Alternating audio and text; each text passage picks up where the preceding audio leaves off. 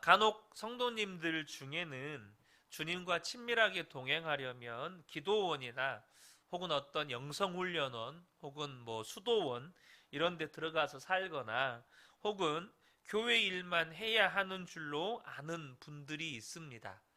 그러나 전혀 그렇지가 않습니다.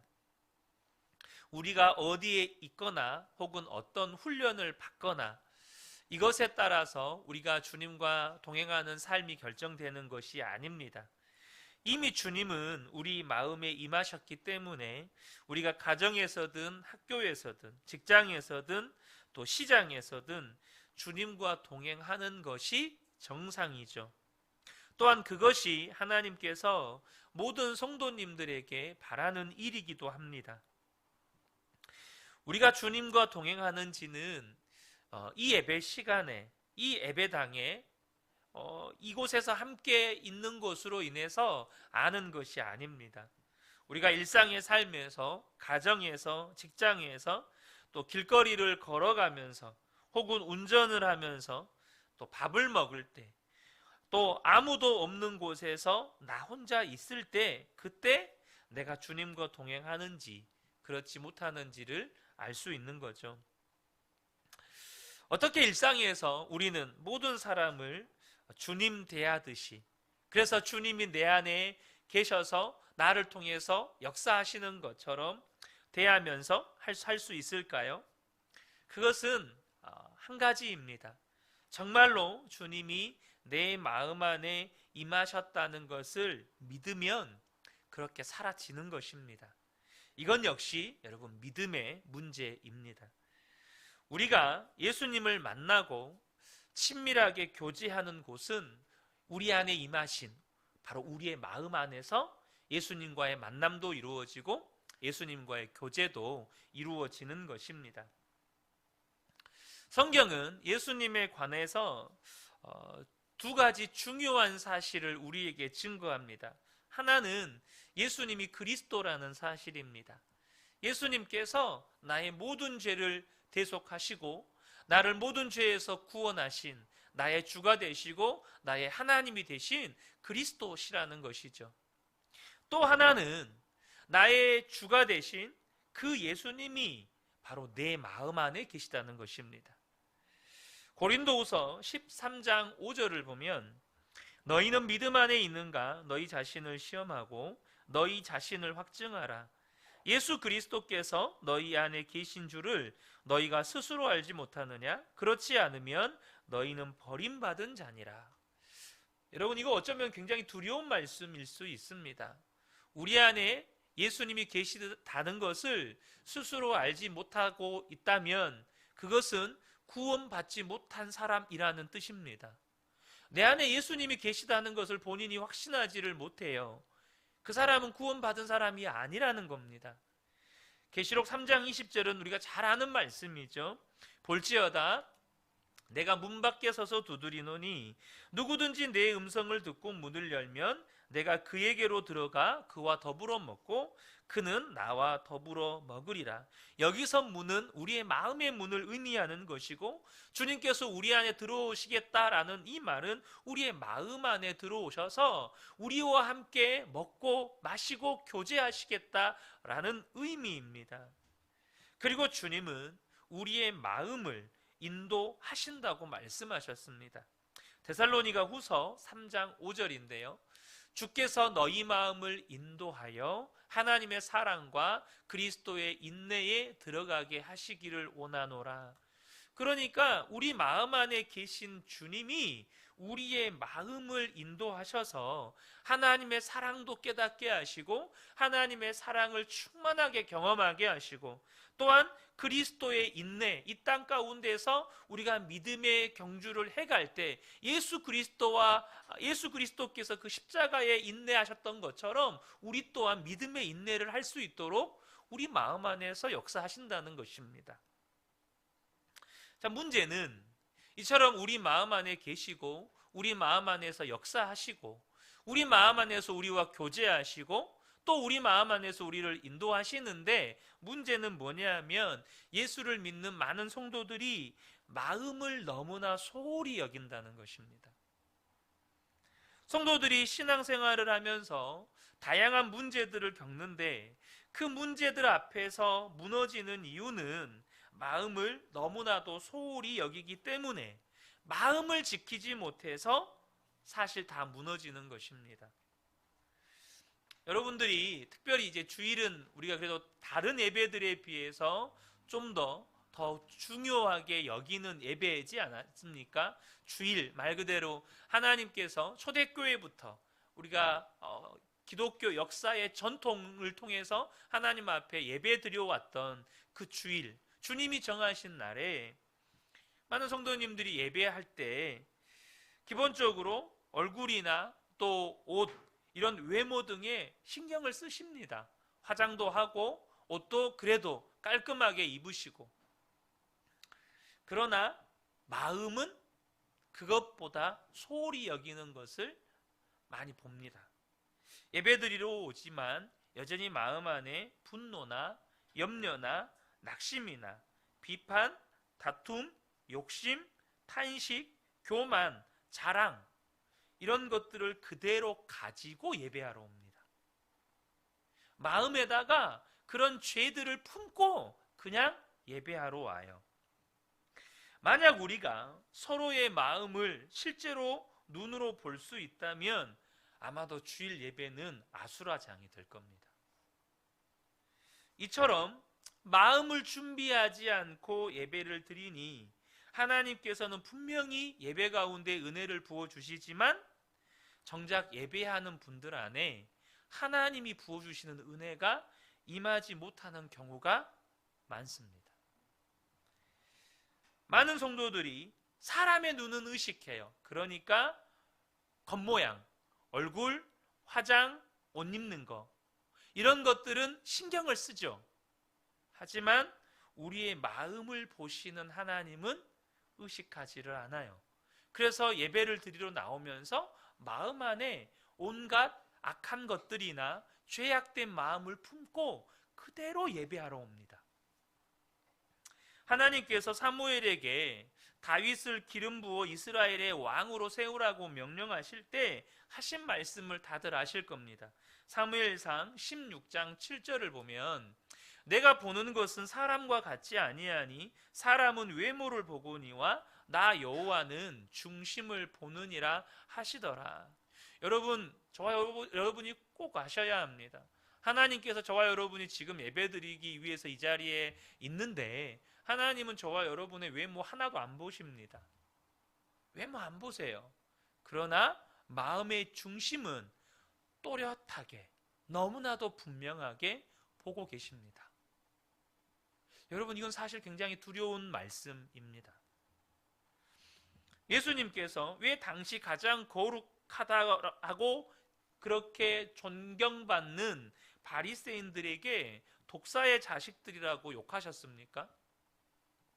그 이유는 예수님이 그들의 마음을 보셨기 때문입니다. 마태복음 12장 34절을 보면 독사의 자식들아 너희는 악하니 어떻게 선한 말을 할 수 있느냐 이는 마음에 가득한 것을 입으로 말함이니라. 독사의 자식들아라고 바리새인들에게 그렇게 칭하는데 그들의 마음 안에 있는 온갖 더러운 것들을 예수님은 다 보시는 겁니다. 요한복음 5장 42절에도 다만 하나님을 사랑하는 것이 너희 속에 없음을 알았노라. 그들 안에 하나님을 사랑하지 않아요. 그들 안에는 온통 돈을 사랑하고 그 사회에서 사람들로부터 인정받고 존중받고 존경받는 그런 명예욕으로만 가득 차 있었습니다. 여러분, 아나니아와 삽비라 사건을 잘 아실 것입니다. 그들의 문제가 뭐였습니까? 그들의 마음에 사탄이 주는 생각을 품었다는 것입니다. 사도행전 5장 3절과 4절을 보면 베드로가 이르되 아나니아야 어찌하여 사탄이 네 마음에 가득하여 네가 성령을 속이고 땅값 얼마를 감추었느냐.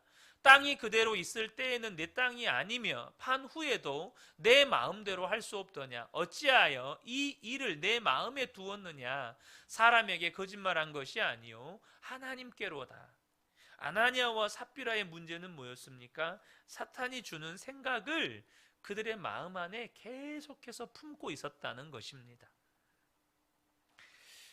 많은 성도들이 이렇게 마음을 소홀히 여기는 데 반해서 마귀는 우리의 마음이 얼마나 중요한지를 너무나도 잘 압니다. 그래서 끊임없이 마귀는 우리의 마음을 노리고 우리의 마음을 사로잡으려고 합니다. 마귀는 끊임없이 우리의 마음에 어떻게 해서든지 틈만 보이면 파고들려고 하고 그 안에 마귀가 주는 생각들로 그 틈을 점점점 벌려서 결국에는 그 마음의 왕의 자리를 마귀가 차지하려고 한다는 거예요. 여러분, 가룟 유다가 왜 예수님을 대제사장들에게 팔아 넘기게 되었습니까? 잘 아시잖아요. 가룟 유다가 마귀가 그 마음 안에 심은 예수님을 팔 생각을 그 마음에 품었기 때문이에요. 마귀가 그 마음 안에 예수님을 팔 생각을 심어 넣었어요. 자, 요한복음 13장 2절을 보죠. 마귀가 벌써 시몬의 아들 가룟 유다의 마음에 예수를 팔려는 생각을 넣었더라. 여러분, 이게요, 여러분 잘 하셔야 합니다. 잘 분별하셔야 돼요. 이건 가룟 유다가 스스로 생각한 게 아닙니다. 예수님을 팔 생각은 가룟 유다가 생각해낸 게 아니고 마귀가 가룟 유다 안에 심은 생각입니다. 여러분, 모든 생각이 내가 생각하는 거 아니에요. 이걸 명확하게 아셔야 합니다. 여러분 안에 떠오르는 생각들이 다 내가 스스로 생각하는 게 아니라니까요. 가룟 유다와 같이 여러분의 마음 안에 사단이 심어주는 생각들이 있어요. 가룟 유다는 상상도 못한 그 생각이 마귀가 그 마음 안에 심어줌으로 인해서 가룟 유다의 생각을 사로잡은 겁니다. 이것을 분별하셔야 돼요. 성도들이 이것을 분별하지 못하기 때문에 생각으로 역사하는 마귀를 방치하고 그 마귀의 역사에 넘어가는 거예요. 결국 요한복음 13장 27절에 조각을 받은 후 사탄이 그 속에 들어간지라. 여러분 잘 보셔야 돼요. 마귀가 준 생각을 가룟 유다가 그 다음에 어떻게 했을까요? 그 생각을 뿌리쳤을까요? 아니면 그 생각을 묵상했을까요? 그 생각을 곱씹고 또 곱씹으면 여러분 아셔야 돼요. 마음 안에서 사단이 준 생각을 곱씹으면 우리의 마음 안에 마귀가 차지할 영역이 확장되는 거예요. 마귀가 우리 안에 들어와서 또아리를 틀 그 영역을 만들어주는 거예요. 그러니까 이 요한복음에도 사탄이 처음에는 생각만 넣었는데 유다가 그 생각을 곱씹으니까 사탄이 아예 그 마음속에 들어와서 또아리를 틀 만큼 마음 안에 어둠의 영역이 확장돼 버린 거예요. 그러니까 마귀는 처음에는 생각밖에 넣어줄 수 없었는데 이제는 아예 마귀가 그 속에 들어와 자리를 잡고 앉아버린 거예요. 이게 무서운 일입니다. 여러분, 자신이 생각해도 놀랄 만큼 끔찍하고 또는 부끄러운 생각이 우리 안에 일어날 때가 있습니다. 죽고 싶은 생각 혹은 죽이고 싶은 생각. 여러분 그렇지 않습니까? 슬픈 생각, 자기 연민 혹은 자기 정죄, 우울증, 집 나가고 싶은 생각, 온갖 음란한 생각, 다 뒤집어 엎어버리고 싶은 어떤 폭력적인 생각. 여러분 이거 아셔야 돼요. 여러분이 스스로 생각하는 게 아니고 마귀가 여러분 안에 그 생각의 씨앗들을 던지는 일이라는 것을 여러분이 아셔야 합니다. 여러분, 이런 생각을 한다는 건 사실 누가 알까봐 두려운 일이죠. 그런데 마귀가 이렇게 한다는 거예요. 그래서 하나님은 무엇보다도 더욱 우리의 마음을 지키라고 말씀하시는 겁니다. 잠언 4장 23절을 다시 한번 보죠. 모든 지킬 만한 것 중에 더욱 내 마음을 지키라. 생명의 근원이 이에서 남이니라. 여러분 우리가 인생을 살면 지키고 사는 것들이 많습니다. 돈 지키고 살죠. 집도 지키고 삽니다. 내가 그동안에 쌓아 올린 사회적인 지위나 혹은 명성, 혹은 성공, 혹은 인간관계, 이런 것들을 사람들이 열심히 지키고 살려고 노력합니다. 그러나 여러분, 그보다 더 중요한 것이 있습니다. 그것은 우리의 마음입니다.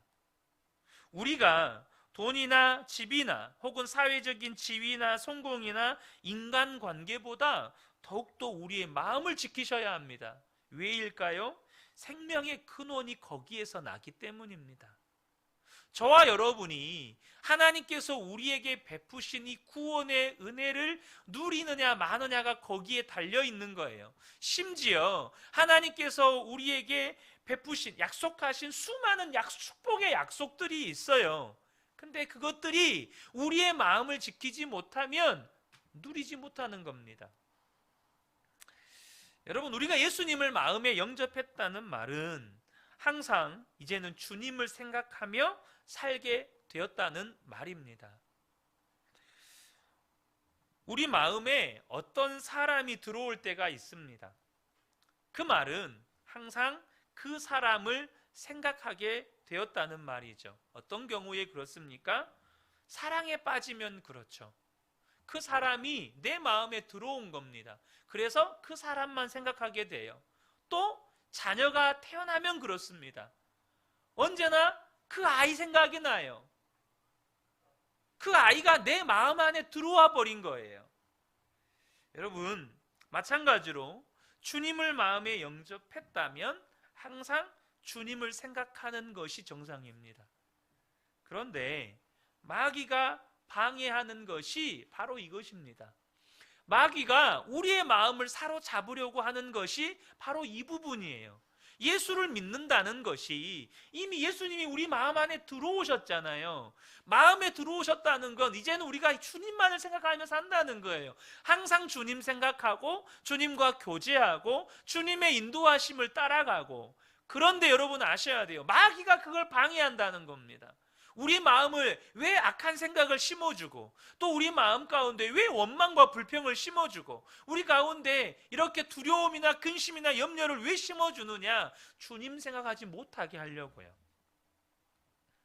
고린도후서 4장 4절을 보면 그 중에 이 세상의 신이 믿지 아니하는 자들의 마음을 혼미하게 하여 그리스도의 영광의 복음의 광채가 비치지 못하게 함이니 그리스도는 하나님의 형상이니라.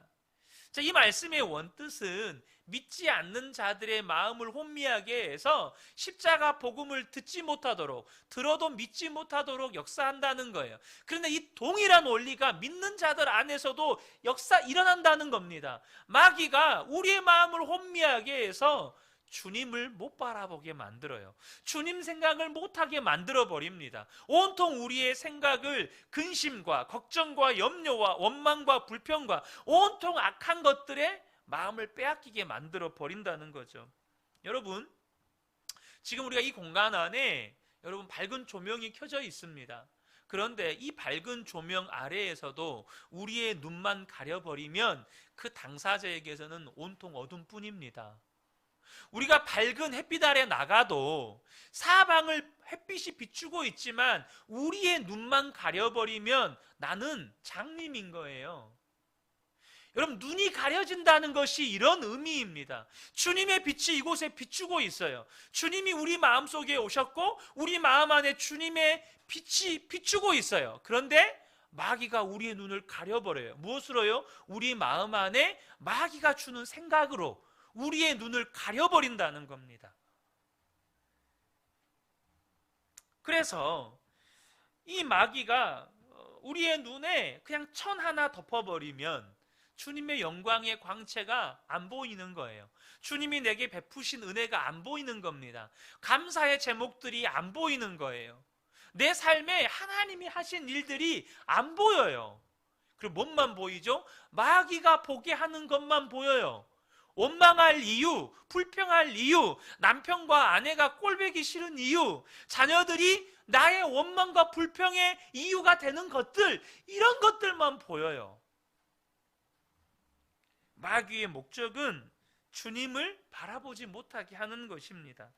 그래서 대형 교회의 목사 혹은 뛰어난 신학 교수, 유명한 선교사가 어느 한순간에 무너지는 일들을 우리가 보게 되는 것입니다.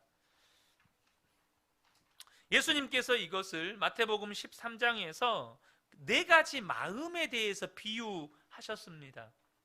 마음이 돌박 같거나 가시떨기 같은 사람은 말씀을 듣고 은혜를 받는다고 말씀하셨어요. 그러니까 이 말은 마음에 예수님이 임한 사람입니다. 여러분, 말씀에 은혜 받는 사람은 오직 그 안에 예수의 생명이 있는 사람만 말씀의 은혜를 받을 수 있습니다. 예수의 생명이 없는 사람은 말씀의 은혜를 못 받아요. 성령님이 그 안에 계시지 않는 사람은 결코 말씀을 깨달을 수 없습니다. 그런데 그렇게 은혜를 받았지만 삶이나 사역의 열매가 없대요. 왜요? 고난에 대한 두려움, 먹고 사는 생활의 염려가 그 마음을 돌밭으로, 그 마음을 가시떨기밭으로 만들어 버린다는 것입니다. 앞서 말씀으로 비추어서 바꾸어서 보면 마귀가 우리의 눈을 염려로, 우리의 눈을 말 그대로 두려움으로 가려버린다는 거예요. 많은 성도들에게 두려움이나 염려가 그렇게 심각한 문제로 안 보입니다. 뭐 염려할 수 있지, 뭐 조금 우리가 인생 살다 보면 두려워할 수 있지. 여러분, 근데요, 마음속에 염려나 근심이나 두려움이나 상처 같은 것들이 작아 보여도 여러분, 이게 심각한 것이라는 것을 저와 여러분이 아셔야 해요. 여러분, 만약에 물 한 컵, 그게 얼마나 무겁습니까? 안 무거워요. 물 한 컵 드는 게 뭐가 무겁습니까? 그런데 중요한 건 무게가 아니에요. 얼마나 오래 들고 있느냐가 문제입니다. 여러분, 이 물 한 컵, 여기 물이 있거든요. 이 한 컵이지만 잠깐 들었다 놓는 건 아무 문제 안 돼요. 그런데 이거 1시간 동안 이렇게 들고 있으면 어떻게 될까요? 이거 하루 동안 들고 있으면요? 이거 한 달 동안 이렇게 들고 있으면 어떻게 될까요? 여러분, 상상되십니까? 우리가 근심이나 염려를 잠깐 하고 끝냅니까? 여러분이 어떤 두려움이나 혹은 어떤 삶의 문제에 대한 근심, 염려, 걱정, 두려움을 한 5초 하다가 딱 끝냅니까? 안 그래요. 어떤 건 일주일, 어떤 건 한 달, 어떤 건 1년, 어떤 건 30년, 어떤 건 평생, 그거 붙잡고 살아요. 여러분, 이거는 아픈 정도의 문제가 아닙니다. 팔 아픈 정도의 문제가 아니에요. 여러분, 만약 이걸 제가 평생 들고 있다고 생각해 보세요. 이 팔은 못 쓰는 겁니다. 이것이 많은 성도들의 현 주소이고 또 힘들어하면서 사는 이유이기도 합니다. 별것도 아닌 것 같은 근심, 별것도 아닌 것 같은 걱정과 염려를 계속 들고 살아요. 여러분, 그러므로 저와 여러분이 우리 마음 안에 두려움과 염려가 생길 때 즉시 분별하고 내려놓으실 수 있으셔야 돼요. 하루 이틀, 한 주, 2주, 한 달, 2달, 1년, 2년 계속 품고 있으면 그것이 저와 여러분의 삶을 무너뜨린다는 것입니다. 그래서 예수 동행일기를 쓰면서 매일 마음을 점검하는 것입니다. 그때 내 마음을 점검하고 거기에서 두려움과 염려가 발견이 되면 주님께 맡겨버리면 그 두려움과 염려는 그날로 끝이 나는 겁니다. 여러분, 우리가 음식을 얼마나 신경 써서 먹습니까? 여러분이 냉장고를 봤는데 반찬 뚜껑을 딱 열었어요. 근데 거기에 곰팡이가 피어 있어요. 곰팡이가 피어 있다는 걸 알면서 그대로 드실 분 계십니까? 없잖아요.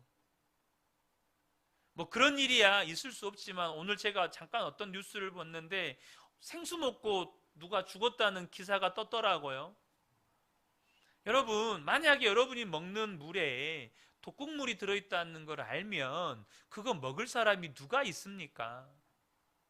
아무도 없어요. 여러분, 집을 얼마나 철저히 지킵니까?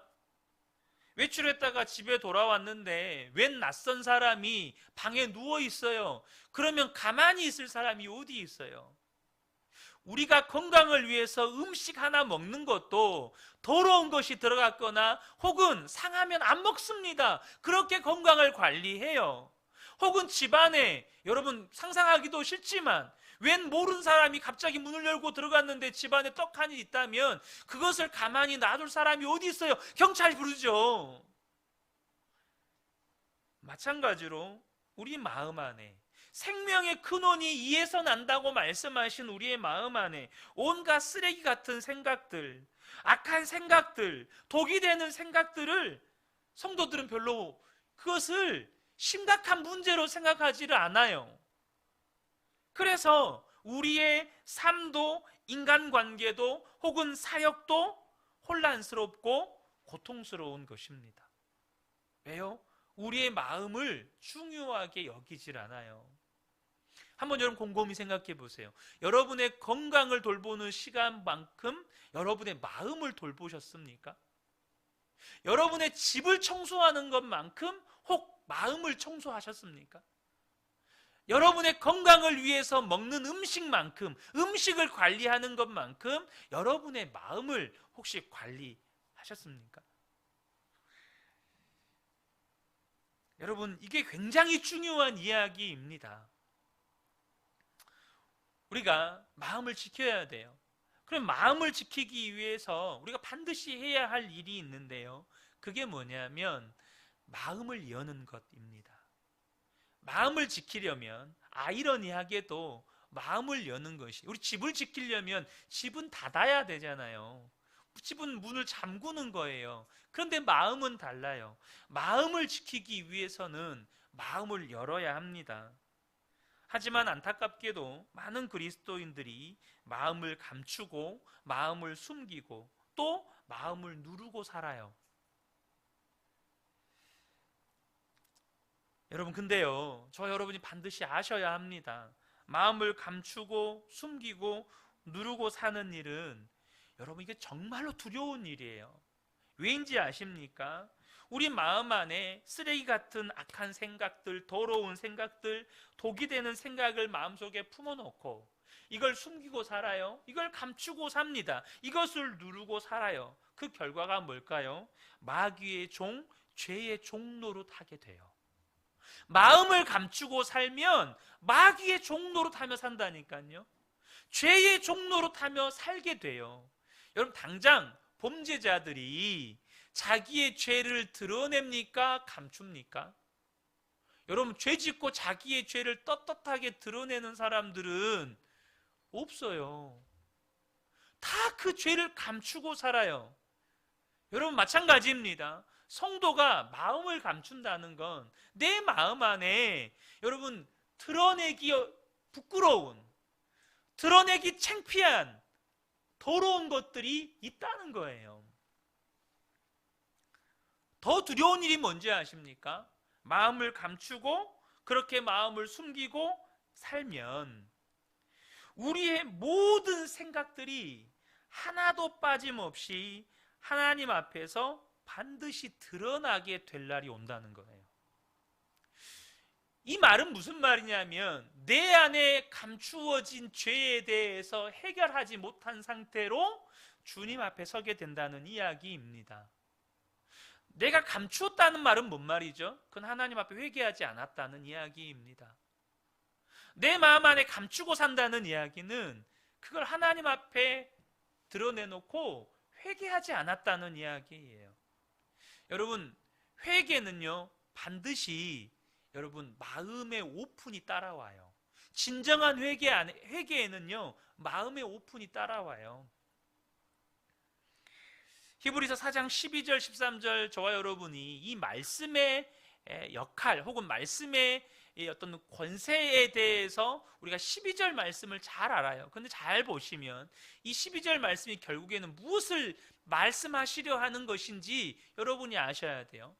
하나님의 말씀은 살아있고 활력이 있어 좌우의 날선 어떤 검보다도 예리하여 혼과 영과 및 관절과 골수를 찔러 쪼개기까지 하며, 여기까지는 그 말씀의 날카로움, 말씀의 어떤 그런 권세를 말씀하셔요. 근데 그 말씀의 권세가, 이 히브리서 기자가 이 말씀이 이렇게 권세가 있다, 하나님의 말씀이 이런 능력이 있다라고 여기서 소개하려고 하는 이유는 이것 때문입니다. 또 마음의 생각과 뜻을 판단하나니 지으신 것이 하나도 그 앞에 나타나지 않음이 없고 우리의 결산을 받으실 이의 눈앞에 만물이 벌거벗은 것 같이 드러나느니라.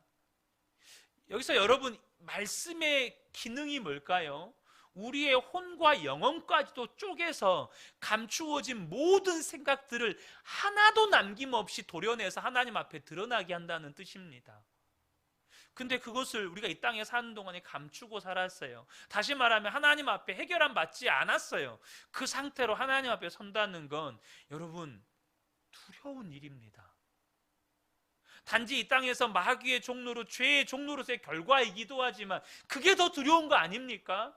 하나님 앞에 섰을 때 감추어진 우리의 모든 것들이 드러난다는 거. 여러분, 이렇게 마귀가 넣어주는 생각을 품고 사는 이유, 감추고 살고 숨기고 살고 누르고 사는 이유는 마음을 열지 않았기 때문입니다. 그러나 여러분, 마음을 열면 금방 깨끗해져요. 무슨 말이냐면, 쉽게 예를 들죠. 여러분, 가끔씩 집안이 청소가 안 될 때가 있죠. 좀 게을러지고 싶고, 솔직히 좀 퍼지고 싶고, 오늘은 좀 게으러지고 싶다, 이럴 때 있잖아요. 그래서 이게 하루가 되고 이틀이 되고 일주일이 될 때가 있어요. 근데 그렇게 미루고 살다가도 그날 집에 손님이 오면 다 치웁니다. 여러분 어떻습니까? 그날 집에 손님이 오면 무슨 일이 있어도 다 치워요. 무슨 말이냐면, 집을 여니까 집안이 치워지는 겁니다. 집을 오픈하니까 집안에 더럽게 쌓여있던 것들이 치워지는 거예요. 마찬가지로 마음을 열면 우리 주님이 내 마음 안에 오시고 우리 마음은 정리가 돼요. 계시록 3장 20절의 말씀이 그거잖아요. 마음을 열면 주님이 들어오셔서 주님과 더불어 함께 먹고 사는 것, 이미 내 마음 안이 정리가 되는 거예요. 여러분, 이 마음을 열려면 우리가 어떻게 해야 될까요? 두 가지를 하셔야 합니다. 첫 번째는 마음을 기록하는 것입니다. 예수 동행일기를 통해서 마음을 기록하는 거예요. 그 기록을 통해서 자기의 마음을 보게 되는 거죠. 두 번째는 그 기록을 나누는 것입니다. 예수 동행일기를 쓸 때 가장 힘든 고비가 다른 사람들과 일기를 나누는 것입니다. 여러분, 근데요, 여러분이 일기 나누는 것이 부담스러울 수 있어요. 근데 아셔야 돼요. 앞서 말씀드린 것처럼 마음을 감추고 사는 것이 여러분 일기를 나누는 것보다 비교할 수 없을 만큼 두려운 일이라는 사실을 여러분 아셔야 돼요. 예수 동행일기에 마귀가 주는 생각까지 내 생각인 것처럼 공개할 필요는 없습니다. 오늘 내가 죽고 싶은 생각이 들었다, 오늘 내가 그 인간을 죽이고 싶었다, 이런 거 안 쓰셔도 돼요. 이런 건 안 쓰셔도 돼요. 순간순간마다 얼마나 주님을 바라보았고 주님을 바라보는 그때의 내 마음이 어떻는지를 기록하는 것입니다. 그러면 마음에 품어서는 안 되는 염려나 거짓이나 미움이나 의심이나 낙심이나 악한 것들이 정리되는 겁니다. 여러분, 마음을 열고 사는 훈련이 분명 힘들고 부담스럽고 고통스러워요. 하지만 그 훈련 때문에 우리 안에 악한 생각들, 쓰레기 같은 생각들, 더러운 생각들이 자리 잡을 수 없게 되는 겁니다. 어떤 목사가 스캔들을 일으켰다고 가정을 해보자고요. 여러분, 그 스캔들을 일으킨 것이 실수가 아닙니다. 그럼 뭐가 문제일까요? 늘 마음에 품고 있던 것이 겉으로 드러난 겁니다. 한 번의 스캔들이 지금 문제가 아니고 그 마음에 그 오랜 시간 동안 품고 있었던 것들이 터진 거예요. 누가복음 6장 45절에 선한 사람은 마음에 쌓은 선에서 선을 내고, 악한 자는 그 쌓은 악에서 악을 내나니 이는 마음에 가득한 것을 입으로 말함이니라. 여러분 아셔야 돼요. 우리의 행동은 마음에 쌓인 것이 나오는 겁니다. 우리 입술의 말 또한 마음에서 쌓인 것들이 나오는 거예요. 결국 마음에 가득한 것이 말과 행동으로 나오는 거죠. 물론 우리는요, 우리 마음을 스스로 변화시킬 수 없습니다. 불가능해요. 하지만 마음을 열 수는 있습니다. 나 스스로 마음을 변화시킬 수는 없지만 주님께 마음을 열 수는 있어요. 우리가 마음을 주님께 열면 주님은 빛이시기 때문에 우리의 마음이 바뀌는 겁니다. 그러면 삶이 달라지는 거죠. 일기 쓰는 것이 싫어지고 나누는 것이 더욱 부담스러워질 때 여러분, 마음에 역사하는 마귀가 자신을 숨기려고 하기 때문이라는 걸 아셔야 돼요. 우리가 마음을 열고 살려는 것은 단지 마귀가 주는 생각이 마음에 들어오지 못하도록 지키기 위함만은 아닙니다. 더 중요한 것은 주님의 마음을 품고 살려는 것 때문이에요. 아까 말씀드렸죠? 마음을 열면 누가 들어오신다고요? 주님이 들어오세요. 주님을 향해 마음을 열면 주님이 내 마음에 주님이 되세요. 그러면 내 마음 안에서 뭐가 시작되죠? 주님의 마음이 시작이 되는 겁니다. 어떤 목사님이 전도 대상자 중에 알코올 중독자인 분이 있었대요. 그날도 교인들과 함께 그분의 집을 방문했는데 문을 두드려도 응답이 없었답니다. 그래서 목사님은 내심 그분이 안 나오면 좋겠다는 생각을 하셨대요. 한번 붙잡히면 3시간 정도 똑같은 말을 반복해서 들어야 하는 것도 너무 힘들고, 또 그날따라 신방 일정도 많아서 몸도 너무 지쳐 있어서 차라리 안 계셨으면 하는 마음이 들더라는 거예요. 그러나 한 번 두드려보고 응답이 없다고 돌아서는 거는 이건 아니다 싶어서 7번은 두드려야지 해서 7번까지 두드렸습니다. 함께 간 교인들을 보면서 왜 안 나오지? 이렇게 안타까운 표정을 지었지만 7번째 두드릴 때는 정말로 없었으면 좋겠다는 마음이 간절했답니다. 결국 아무 응답이 없어서 문고리를 잡고 기도한 후에 마음으로 잘됐다, 오늘은 일찍 집에 들어갈 수 있겠다, 그렇게 하고 돌아왔다고 합니다. 다음날 새벽 예배 때 갑자기 하나님께서 그 일에 대해서 말씀하셨대요. 너는 어떻게 전도할 때 목사의 마음을 가지고 하냐? 내 마음 가지고 해야지. 처음에는 무슨 말씀인지를 깨닫지 못하다가 하나님께서 깨닫게 하시는 은혜가 있어서 그 앞에 꼬꾸라지셨다고 해요. 여러분, 저는 이것이 우리 모든 성도님들, 저와 여러분에게 주시는 말씀이라고 생각해요. 우리가 성도를 대할 때, 혹은 아내와 남편, 자녀를 대할 때 누구의 마음으로 대하고 있나요? 성경은 이 부분에 대해서 하시는 말씀이 명확합니다. 빌립보서 2장 5절을 보면요, 너희 안에 이 마음을 품으라 곧 그리스도 예수의 마음이니. 여러분, 우리가 주님의 마음을 품고 살아야 된다는 건 이미 우리가 너무나도 잘 알고 있습니다. 주님도 말씀하셨어요. 근데 우리가 살아보면서 이미 경험해보지 않았습니까?